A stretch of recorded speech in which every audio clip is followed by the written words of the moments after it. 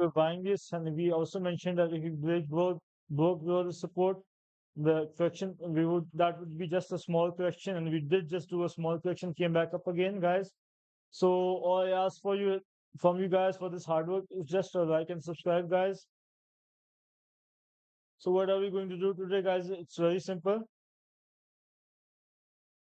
guys. As long as we are above 113,555, guys, we are bullish, and we will be seeing yesterday's highs, guys. And if you break above that, our next target would be 115,706, guys. And if you break below this, guys, same as yesterday, we will be seeing yesterday's low.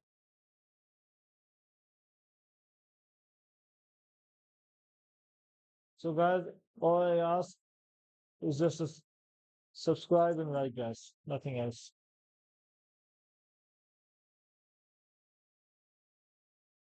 And if you break below this, guys, we'll be seeing 112,500. Yesterday's lows mini. So take care, guys. See you tomorrow. Hope you guys make money.